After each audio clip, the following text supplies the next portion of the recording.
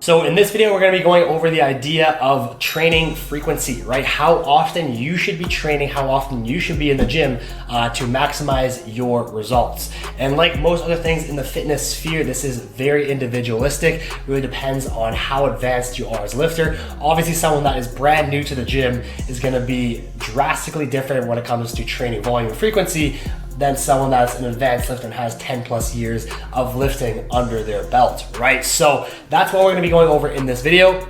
Training frequency, training volume, the importance of rest times, and then as well deload weeks, what they are, and when and how to apply them properly to your training blocks.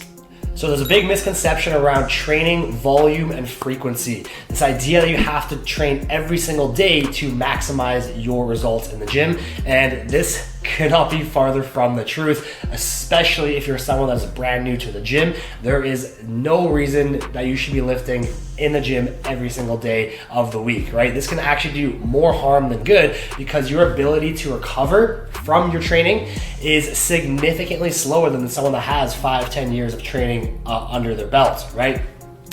And so if you're not able to recover properly, then subsequent sets, the intensity of those sessions is gonna be significantly lower. And on top of that, your risk of injury goes up a lot, right? Because you're damaging your muscles, you're not getting enough time to recover, adapt, because again, the stimulus from the gym is so big and so new, your body needs time to adapt and grow new tissue and get stronger, okay? So again, if you're someone, I would say less than a year of experience, you can make so much gains and get awesome results with just 3 sessions a week. Start with 3 sessions a week, full body sessions, and then titrate as you kind of get used to that, right? There's no, again, why go every single day of the week when you can make get the same results from going 3 days a week, okay? So my recommendation is, again, if you're someone that's new, start with 3 times a week and then slowly titrate 4 times a week, 5 times a week. I would cap it at 6 times a week. Me personally, I like to go 3 on, 1 off because rest is so paramount, which we'll touch on in just a sec.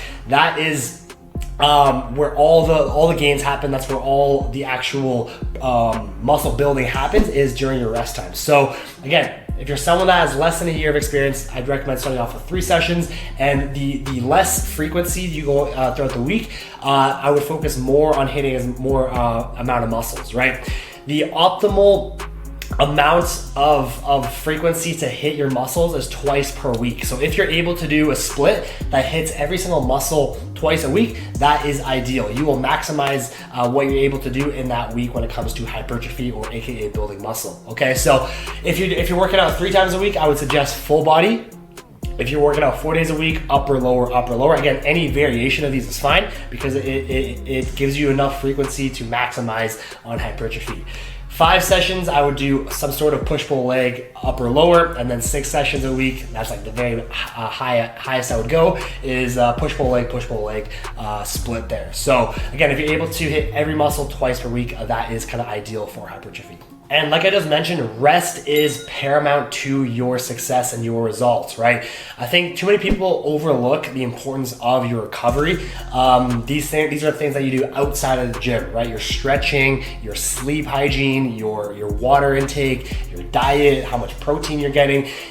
All these things contribute massively to your body's ability to recover. So I cannot stress this enough. The recovery is the most important part of it. That's where you actually build new muscle. That's where the growth happens. Not in the gym. Again, that's where you're damaging the muscles, but in the recovery phase, especially when you're sleeping.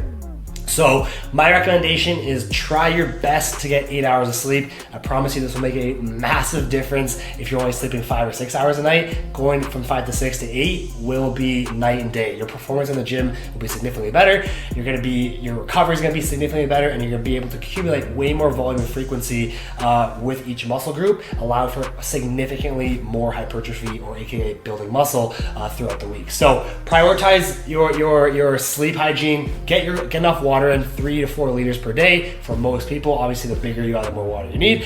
And your nutrition, getting enough calories in, whether that be calorie surplus or calorie deficit, depending on your goal. and getting enough protein in. So making sure to really hammer those down to maximize your results outside of the gym. Now, when it comes to the actual training session itself, how long should you be in the gym for?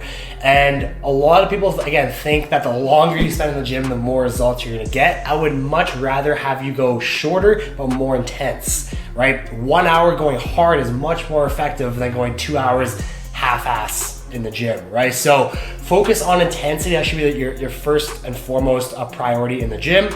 That hour that you're in the gym should be for yourself, focusing on your workouts and focusing on you. You shouldn't be distracted by your phone or emails or friends.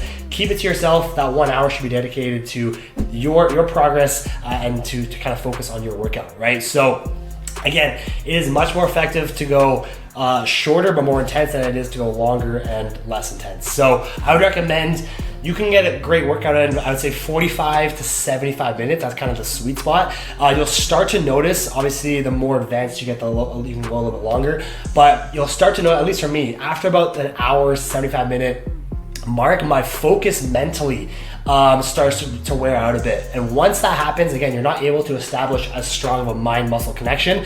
And then once you're not able to establish that, then the quality of the reps, the quality of the workout starts to deteriorate. So I would suggest once you kind of lose mentally that mental focus and a mind-muscle connection, that's when you know kind of a cue to look out for to kind of wrap up your workout. But for most people, 45 to maximum an hour and a half, that's kind of the sweet spot that you should aim for your workouts in the gym. And the last thing I want to touch on in this video is about deload weeks. What is a deload week, okay?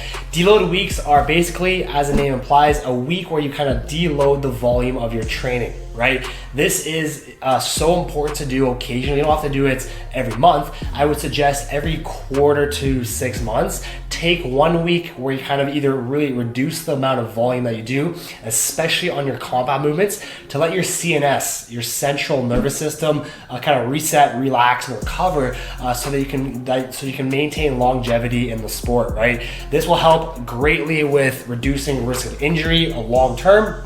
And will just let your bones, your ligaments, your joints get stronger and keep up with the training demand that you're placing on it to build muscle. So again, deload weeks, I think is an area that goes overlooked in the fitness world. Again, it can help you so much with just overall health, overall longevity. And like I said, I would recommend doing one every quarter to every 6 months, depending on how you feel. Once you get to a point where eventually everyone will get here, once you get to a point where you kind of maxed out on kind of strength, you feel like you've kind of plateaued, everyone eventually will get there, and your body's kind of worn out. That's when I would recommend taking a deload week. Or maybe you kind of lost motivation, you find your workouts aren't nearly as intense. Those are all signs that you've overworked your body and it needs more rest. Again, rest I think goes so overlooked. It is so important from a day-to-day basis as well as long-term. So take a deload week, like I said, every 3 to 6 months, and this will help you massively with long-term longevity, long-term health. And if you're kind of reset your motivation, I guarantee you, if you take a week off or even just do a few sessions of lighter sessions in that week, once that deload week is over, you're going to be coming back kind of fully reset, and you're going to be motivated as hell. I promise you that. So if you plan on actually doing workouts during the deload week, I would suggest keeping it light. Again, allowing your CNS to rest and recover. So try avoiding going super heavy, doing too much compound stuff like squatting, benching, deadlifts. Try to avoid that stuff if you can. Just do like abs or arms or just lighter workouts in general, again, to let your CNS, your central nervous system, rest and recover. Because usually the compound movements, like I just mentioned, the squat, the deadlift, the bench press, rows, all these big movements are pretty taxing on your CNS. And if you're doing that during a deload week, it just kind of defeats the point of it. So kind of round off here, take a deload week every 3 to 6 months. It will help you significantly long term and to kind of make continued progress in the years to come. So that kind of wraps up this video. Hope you enjoyed it, and we'll see you in the next one.